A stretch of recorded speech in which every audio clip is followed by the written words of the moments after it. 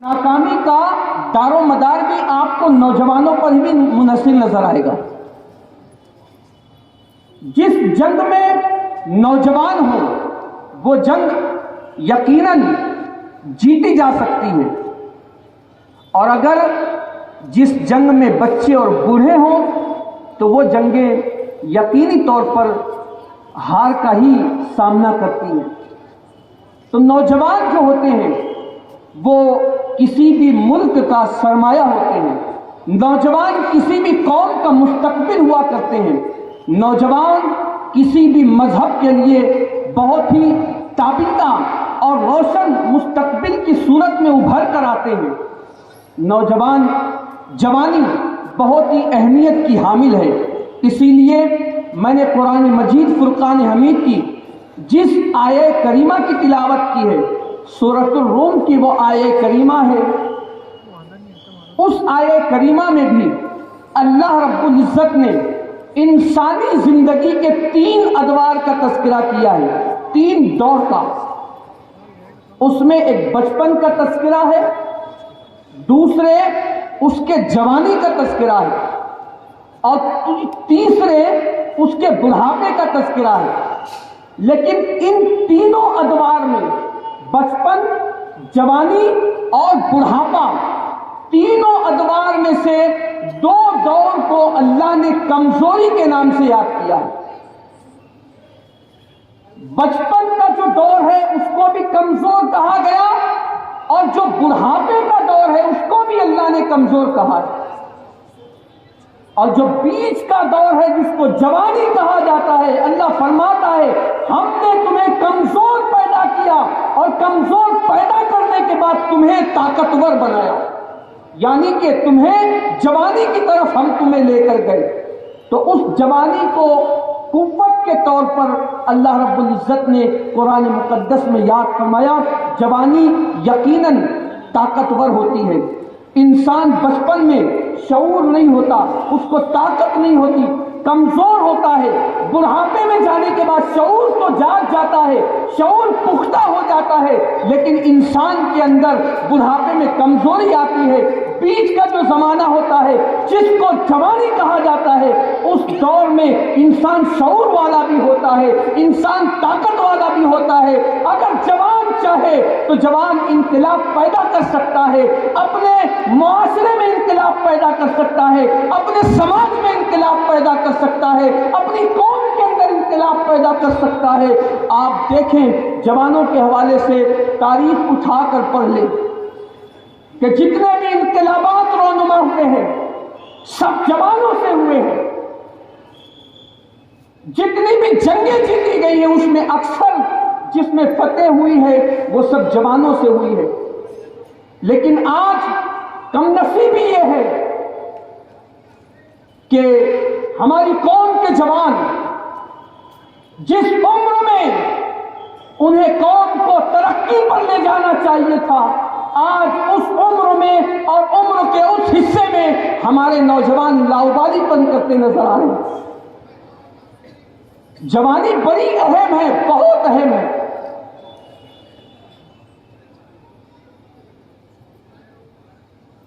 آج جوانی کے حوالے سے اگر آپ دیکھیں تو ہمارے نوجوانوں کے اندر کوئی شعور نہیں ہے، مستقبل کا کوئی پلان نہیں ہے، احساس ذمہ داری نہیں ہے، نہ گھر کے ذمہ دار ہونے کا احساس ہے، نہ معاشرے کے ذمہ دار ہونے کا احساس ہے، نہ سماج کے ذمہ دار ہونے کا احساس ہے۔ ان کے اندر سے احساس ذمہ داری ختم ہو گیا۔ اسی ذمہ داری کو جگانے کے لیے اور اسی احساس کو بیدار کرنے کے لیے میرے نبی صلی اللہ تعالی علیہ وسلم نے جوانوں سے خطاب فرماتے ہوئے کہا تھا کہ اے جوانوں، قیامت کے دن تم سے 5 چیزوں کے بارے میں پوچھا جائے گا۔ اسی میں میرے نبی نے فرمایا کہ قیامت کے دن تم سے جوانی کے بارے میں بھی پوچھا جائے گا، اور جب تک ان 5 چیزوں کے حوالے سے جواب نہیں دے دیتے تمہارے قدم وہاں سے ہٹ نہیں سکتے۔ قیامت کے دن جوانی کے متعلق پوچھا جائے گا، قیامت کے دن جوانی میں جو تم نے کمایا ہے اس سے متعلق بھی پوچھا جائے گا. لیکن آج جوان اس کے اندر احساس نہیں ہے، اس کو پتا نہیں ہے کہ اس سے کتنے لوگوں کے ارمان وابستہ ہیں. اسے پتا نہیں ہے کہ نوجوان جو بڑا ہو گیا ہے، جوان ہو گیا ہے، اس کے باپ کے اندر، دل کے اندر کتنے ارمان پنپ رہے ہیں. ہمارے نوجوان کو یہ احساس نہیں ہے کہ یہ جوان تو ہو گیا ہے، لیکن جوان ہونے کے بعد اس کی چھوٹی بہن کے دل میں کتنے ارمان جنم لے رہے ہیں. یہ جوان تو ہو گیا ہے، لیکن اسے پتا نہیں ہے کہ اس کی قوم اس سے کیا چاہتی ہے. یہ جوان تو ہو گیا ہے، لیکن اسے پتا نہیں ہے کہ اس کا سماج اس سے کیا چاہتا ہے. جوانوں، اپنی جوانی کا غلط استعمال مت کرو. جوانی کا احساس کرو، ذمہ داری کا احساس کہ تم پر کیا ذمہ داریاں ہیں، خاندان کے حوالے سے، گھر کے حوالے سے، اور پھر گھر کے بعد باہر نکلنے کے بعد سماج اور معاشرے کے حوالے سے تمہاری کیا ذمہ داریاں ہیں، احساس کرو. آج آپ اگر شہر کے حالات کو دیکھیں تو شہر میں گزشتہ کئی دنوں سے، بلکہ 1.5-2 مہینوں کے اندر حالات کیا بنے ہیں پتہ ہے؟ ہر کسی کی زبان سے صرف ایک جملہ سننے میں آتا ہے: نوجوان ہماری سنتے نہیں. باپ کہتے ہیں نوجوان ہماری نہیں سنتا، ماں کہتی ہے نوجوان ہماری نہیں سنتا، معاشرے کے بوڑھے افراد کہتے ہیں نوجوان ہماری نہیں سنتا، سرکردہ افراد کہتے ہیں نوجوان ہماری نہیں سنتا. نوجوان سنتا کس کی ہے؟ ہو کیا رہا ہے پتہ ہے؟ روزانہ شہر کسی نہ کسی جوان کی لاش اٹھا رہا ہے. آپ غور کیجئے گا، ندی میں پانی آیا، چلے گئے نہانے کے لیے، تیرنا آ رہا ہے، نہیں آ رہے، ڈبکیاں لگا رہے، مر رہے. کس کی سنو گے؟ کس کی مانو گے؟ روزانہ کوئی نہ کوئی لاش اٹھائی جا رہی ہے. سب سمجھا رہے ہیں جن کے بھروسے تم تیرتے ہو یا ندی میں ڈوبنے کے لیے جاتے ہو کہ وہ ہمیں نکال لیں گے، وہ بچا لیں گے. کیا ان کے گھر کے افراد نہیں ہیں؟ کیا وہ جب پانی میں تیرتے ہوں گے یا ڈبکیاں لگاتے ہوں گے تو ان کا دل دھک دھک نہیں کرتا ہوگا؟ کیا ان کے پیچھے ان کے بچے نہیں ہیں؟ کیا ان کے پیچھے ان کے گھر کے افراد نہیں ہیں؟ کیوں نہیں مانتے ہو کسی کی بات؟ اس کے بعد یہ تو تیرنے کا معاملہ ہو گیا، روزانہ کوئی نہ کوئی لاش مل رہی ہے یا کسی کو ڈوبنے سے بچایا جا رہا ہے. ہائی وے پر نکل رہے ہیں، بائک چلانے کا سلیقہ نہیں ہے، بائک چلانے کا شعور نہیں ہے. جب یہ بائک لے کر ہمارا نوجوان نکلتا ہے تو اس کا حال یہ ہے کہ ایسا بائک چلاتا ہے جیسے وہ رن وے پر چلا رہا ہو. بھائی جو اسٹنٹ تم کرتے ہو کسی کو دیکھنے کے بعد فلموں میں، سیریل میں یا کسی اور جگہ پر، تم جس کو اسٹنٹ کرتا دیکھتے ہو بائک کہ وہ یوں لہرا کر چلاتا ہے، بھائی ان کے پیچھے لاکھوں کروڑوں روپے لگائے جاتے ہیں. ان کے پاس دولت ہے، ان کے پاس رونے والا کوئی نہیں ہے. لیکن میرے بھائیوں، تمہارے پیچھے تمہارے بچے ہیں. اگر نہیں تمہاری شادی ہوئی ہے، تمہارے پیچھے رونے والے تمہارے والدین ہیں. تم کیوں نہیں محسوس کرتے ہو ان باتوں کو؟ ہائی وے پر نکلتے ہو، جیسے جی میں آ رہا ہے ویسے گاڑیاں چلا رہے ہو. اور حالت کیا ہو گئی ہے؟ حال یہ ہے ایئر فون لگا رہے ہیں اور اس میں بھی اتنی دھوم سے گانا بجاتے ہیں کہ پیچھے سے اگر 4 ویلر یا ہیوی وہیکل گاڑی آتی ہے وہ ہارن بھی بجاتی ہے تو آگے والے کو سمجھ میں نہیں آ رہا، اس لیے کہ ہیڈ فون جو کان میں لگا ہے. حادثات ہو رہے ہیں. اپنے آپ کو سنبھالو، تمہارے پیچھے بہت سے لوگ رونے والے ہیں. اس کے بعد نوجوان جوان خون ہے، گرم ہے، کر کیا رہا ہے؟ اس کا مرڈر. کیا اسلام نے اس کی اجازت دی ہے؟ اسلام نے تو کہا نا، من قتل نفسا بغیر نفس او فساد فی الارض فکأنما قتل الناس جميعا، کہ جس نے کسی ایک نفس کو، ایک جان کو قتل کیا، گویا اس نے پوری انسانیت کو قتل کیا ہے۔ آج ہمارا مسلمان اپنے مسلمان بھائی کو مار رہا ہے، صرف کس لیے؟ صرف اپنی ذاتی دشمنی کے لیے۔ جوانوں، تمہارا خون یقیناً گرم ہے، لیکن اس کو سنبھال کر رکھو، قوم کو، ملک کو تمہارے خون کی ضرورت ہوگی۔ جب پکارا جائے تو پھر اپنی جان لے کر حاضر ہو جاؤ۔ کیوں ضائع کر رہے ہو جانوں کو؟ کیوں ڈوب کر مر رہے ہو؟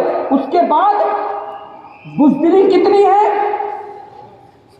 بزدلی اتنی ہے کہ چھوٹی چھوٹی پریشانیوں میں مبتلا ہو کر سوسائڈ کر رہا ہے ہمارا نوجوان، خودکشی کر رہا ہے۔ تھوڑا سا قرض ہو گیا، نہیں ادا کر پایا، حالانکہ لوگوں سے بھی کہتے ہیں ہم کہ اگر قرض دے رکھا ہے آپ لوگوں نے تو اللہ کے لیے کچھ تھوڑی سی ان کے لیے سہولت بھی کریں، کچھ راستہ بھی دیں ان کو۔ تو تھوڑا سا گھر کا ٹینشن ہوا، سوسائڈ، خودکشی، یہ بزدلی ہے، یہ حل نہیں ہے۔ اس لیے آپ سب یہاں آئے ہو سننے کے لیے کہ آج ہمیں پیغام کیا دیا جائے گا۔ اب پیغام ہم یہاں سے دیتے، سنی دعوت اسلامی کے زیر اہتمام یہ انعقاد پذیر اجلاس سے آپ کو پیغام دیتے ہیں۔ دو چیز کیجئے، اپنے معاشرے میں نوجوانوں سے خصوصیت کے ساتھ، ایک تو تعلیم کو عام کیجئے، تعلیم، اور دوسرا بے روزگار مت رہیے، بے روزگار مت رہیے۔ آپ تعلیم پر محنت کرو۔ آج ہمارے یہاں پر حال یہ ہے کہ ایس ایس سی اور ایچ ایس سی، اس کے بعد لوگوں کو کہتے ہوئے یہ سنا جاتا ہے کہ کیا کریں گے، وہی نوم چلانا ہے، وہی رج بھرنا ہے نا، یہی حال یہی ہے۔ لوگ یہ ہم کہتے ہیں آپ ڈگری کے لیے کیوں کرتے ہو؟ آپ اپنے اندر وہ صلاحیت، وہ قابلیت، وہ ایبلٹی پیدا کیجئے کہ کرسیاں خود چل کر آپ کا انتظار کریں، وہ صلاحیت پیدا کریں آپ اپنے اندر۔ ہمارا نوجوان کیوں رک رہا ہے تعلیم سے؟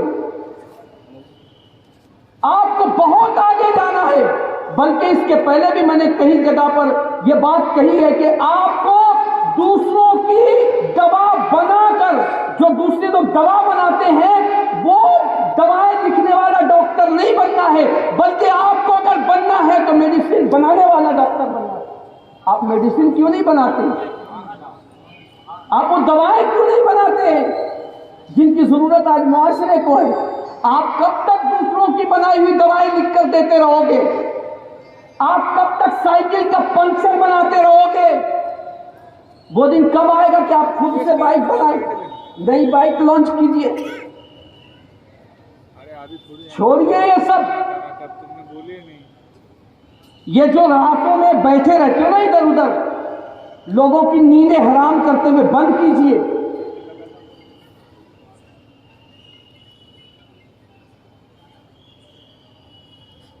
تو ایک تو تعلیم پر محنت کیجئے، اور تعلیم وہ چیز ہے جو لوہا منوا کر رہتی ہے، ورنہ آپ دیکھ لیں چائنا کوئی جاہل نہیں ہے، پورے مارکیٹ پر چائنا کا قبضہ، الیکٹرانک کی مارکیٹ پر۔ اور اگر اشیاء کا معاملہ لیا جائے، مصنوعات کا، تو اسرائیل کا اس پر قبضہ۔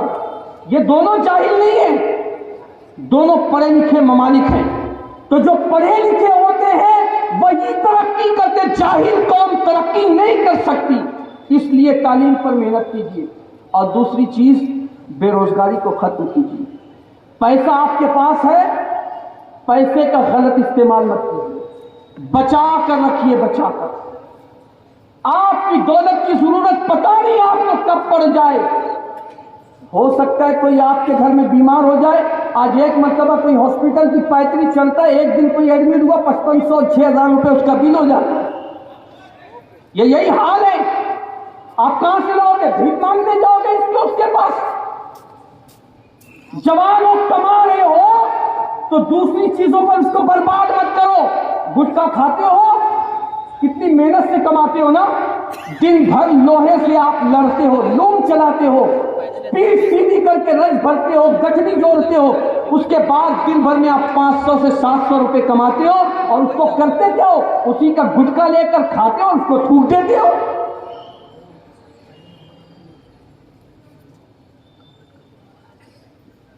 تو مت کیجئے یہ سب، تعلیم پر محنت کیجئے اور بے روزگاری کو دور کیجئے۔ یہی آپ سے آج ہمارا پیغام ہے۔ محنت کریں گے انشاءاللہ؟